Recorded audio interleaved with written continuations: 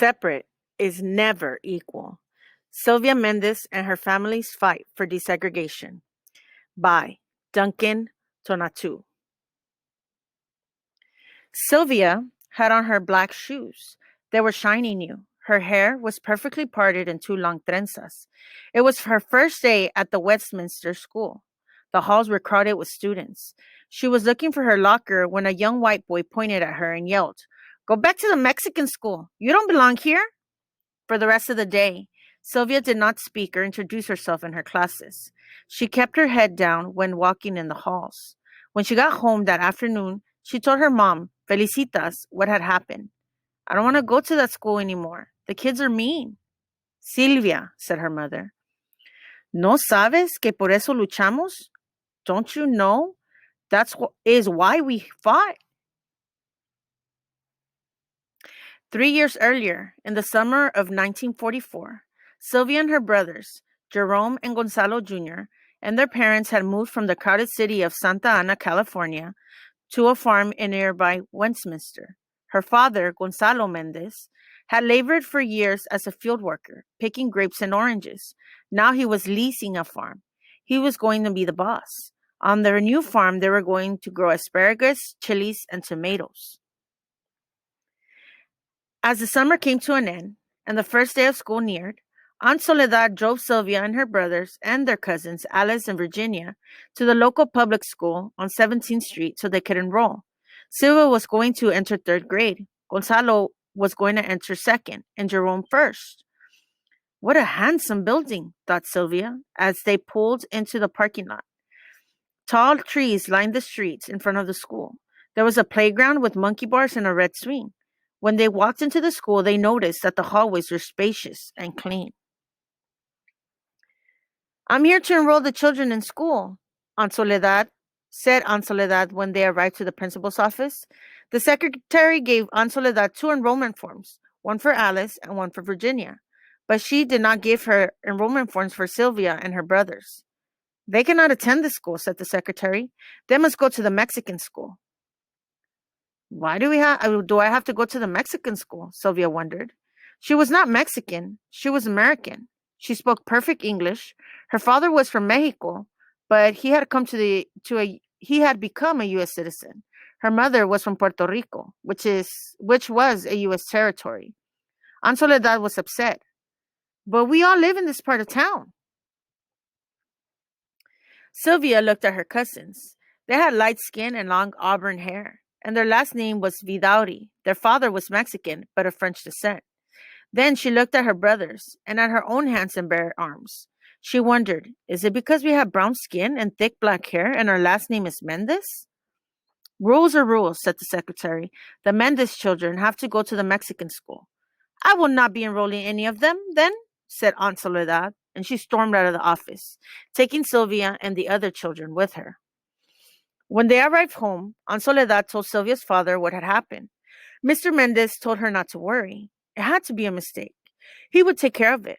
He was a businessman, and he was used to dealing with people. The next day, Mr. Mendez met with Mr. Harris, the superintendent of the Westminster School. Mr. Mendez explained that his family had just moved to the nearby farm. "The public school on 17th Street is the closest school to our house, and my children should attend it." "Your children have to go to the Mexican school," said Mr. Harris. "But why?" asked Mr. Mendez. He was not given an answer other than, "That is how it's done." In the following days, Mr. Mendez met with Mr. Atkinson, the county superintendent, Mr. Harris' superior, and then with the school board, which oversaw all the schools in Orange County. But they all said the same thing. "Your children have to go to the Mexican school." "But why?" Mr. Mendez kept asking. No one would give him a satisfactory answer. That fall, Sylvia and her brothers had to attend Hoover Elementary, better known as the Mexican School, on Olive Street in the city of Westminster. The building was a clapboard shack, and the halls were not spacious or clean. A cow pasture surrounded the school. The students had to eat their lunch outside, and flies would land on their food. There was an electric wire that surrounded the pasture to keep the cows in. If you touched it, you received a shock. The school did not have a playground, not even a swing. The Mendez family did not give up. Time and time again, Sylvia heard her father talk with coworkers, friends, and other parents. It's not fair that our kids have to go to an inferior school, he said. It's not only the building that's a problem. The teachers at the school don't care about our children's education. They expect them to drop out by 8th grade. How will our children succeed and become doctors, lawyers, or teachers? Mr. Mendez created a group called the Parents Association of Mexican American Children. He tried to collect signatures for a petition to integrate schools so that all children, regardless of their skin color or background, could have the same opportunities. But every time he asked someone to sign the petition, he would get the same answer. No queremos problemas. We don't want any problems. Many of the parents worked on farms owned by white families and feared they would lose their jobs if they supported the petition. One day, a truck driver overheard Mr. Mendez trying to convince a worker to sign his petition. You know, said the truck driver, you could file a lawsuit. The truck driver told Mr. Mendez about the lawyer named David Marcus, who had filed a lawsuit on behalf of people in Bernardino and had helped them integrate the public pools there. At the time, not only were schools segregated, but also other public places as well, such as pools, parks, and movie theaters. Some businesses even had the signs that read, "No dogs or Mexicans allowed." Mr. Mendez decided right then and there to hire Mr. Marcus, even if it meant having to spend all of his savings to do so. Over the next few months, Mr. Mendez and Mr. Marcus traveled all over Orange County looking for people who had experienced similar problems. Sylvia watched her father leave early in the morning. Sometimes she saw him come home in the evening, but often she only heard his footsteps when he got in late at night. While he was away, Sylvia's mother had to take care of the farm. Miss Mendez would get Sylvia and her brothers ready for school, and then she would go out to the fields. She started the irrigation system, drove the tractor, oversaw the workers, and solved any problems that arose. With the help of Mr. Marcus, Mr. Mendez found and talked to other families who were dealing with segregation. One of them was the Estrada family. Mr. Estrada had fought in World War II. He had risked his life next to Americans of all races and backgrounds. But when he returned to America from the war, he found out that his children were not allowed to attend the school with white children. Es una injusticia, said Mr. Mendez. It's an injustice. The Estrada family joined the Mendez case, and so did 3 other families. The families were from the different school districts in Orange County. Westminster, where Sylvia lived, Garden Grove, El Modena, and Santa Ana. Mr. Marcus wanted to show that segregation of students affected not only Sylvia and her brothers, but more than 5,000 children in the public school system all over Orange County. On March 2nd, 1945, Mr. Marcus went to the courthouse and filed the lawsuit.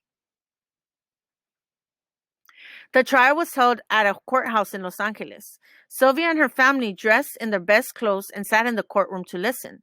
The hearing lasted 5 days. Each day, Mr. Marcus called to the stand parents from other districts in Orange County, and the superintendents from each district too. On the first day, Mr. Kent, the superintendent of Garden Grove District, was questioned. He said that he sent children to the Mexican school to help them improve their English. That's a lie, thought Sylvia. Her English was as good as the English of any children at the Westminster School. Do you give the children any tests? Asked Mr. Marcus. Mr. Kent claimed he did. We do so by talking to them. That's another lie, Sylvia wanted to yell. No one had questioned her. They rejected her from the Westminster School without asking her a thing. For what other reasons do you send children to the Mexican school? Asked Mr. Marcus. Sylvia and her family braced themselves to hear what Mr. Kent would say next. For their social behavior, they need to learn cleanliness of mind, manner, and dress. They're not learning that at home. They have problems with lice, impetigo, and tuberculosis. They have general dirty hands, face, neck, and ears. The Mendez families and others in the courtroom stared at Mr. Kent in disbelief. What he was saying was not true. It was degrading. How many of the 292 children at the Mexican school are inferiors to whites in personal hygiene? Asked Mr. Marcus. At least 75%. And in their social and in their scholastic ability, 75%. In what other respects are they inferior? In their economic outlook, in their clothing, and in their ability to take part in the activities of the school. Do you believe that white students are superior to Mexicans in the respects that you have mentioned? Yes. And is that one of the reasons they're being segregated? Yes. Time and time again, Mr. Mendez had asked, why can't my children attend the Westminster School? Now, he had his answer. On the second day, Mr. Marcus called to the stand a 14-year-old student from the Mexican school in El Moderna. Her name was Carol Torres. She spoke perfect English. It was clear that she had not been sent to the Mexican school because she had a problem speaking the language, as the defense lawyers claimed. Mr. and Mrs. Mendez were questioned on the third and fourth day, and so was Mr. Harris, the superintendent of the Westminster School. Sylvia was not called to the stand, but she was ready to testify if they asked her to. She tried looking her best every morning, and she practiced what she would answer. On the fifth and final day of the hearing, Mr. Marcus called to the stand two education specialists to explain why it was bad to segregate children into different schools. Segregation tends to give an aura of inferiority. In order to have the people of the United States understand one another, it is necessary for them to live together. And the public school is one of the mechanisms where all the children of all the people go, said one of them. The judge nodded his head. He seemed to agree with this. Judge Paul McCormick took almost a year to give his decision, but when he did, he ruled in favor of the Mendez family. In his ruling, he said that public educations must be open to all children, all children by unified school association, regardless of lineage. This meant that everyone must be allowed to attend school, no matter what his or her race or background. The Mendez victory made newspaper headlines. Sylvia's family was ecstatic, but they did not have much time to celebrate because the school board appealed the case. That is, it asked for another trial. Sylvia and her family had to go to the state court in San Francisco to argue the case again. Ruling gives Mexican children equal rights. In the new trial, the Mendez family received support from the League of United Latin American Citizens and the National Association of the Advancement of Colored People, the Japanese American Citizens League, and the American Jewish Congress, and other organizations. These groups sent letters with information relevant to the case and asked the judge to rule in favor of the Mendez family. Sylvia was amazed that people of different backgrounds and from different parts of the country who had never met her family were getting involved in the case and trying to help them. But her mother said, "Cuando la causa es justa, los demás siguen. When you fight for justice, others will follow." On April 15, 1947, the judges in the Court of Appeals in San Francisco ruled in favor of the Mendez family again. That June, Governor Earl Warren signed the law that said that all children in California were allowed to go to school together, regardless of race, ethnicity, or language. "So remember," said Sylvia's mother, "we fought to make sure you could attend a good school and have equal opportunities." Sylvia thought long and hard about what her mother had said. The next day, she returned to the Westminster School. This time, she did not listen to any whispers. She ignored the children who pointed at her and called her names. Instead, she held her head high. Her parents had fought not only for her and her brothers, but for all their classmates. Looking around, she saw that other children were smiling at her. By the end of the day, she had made a new friend. And by the end of the school year, she had made many friends of different backgrounds. She knew that her family had fought for that. And this is Sylvia in real life. Here we see her as a young person, and here we see her and how she looked in 2011. So this is 1947, right here in the piano. This is 2011. These are Sylvia's parents in 1947. And then we see the Westminster School. Here's the Westminster School. And here is the Hoover Elementary, the Mexican school. I hope you learn a little bit about what it took to get our schools to be fair to everyone. Keep fighting for what you believe is right.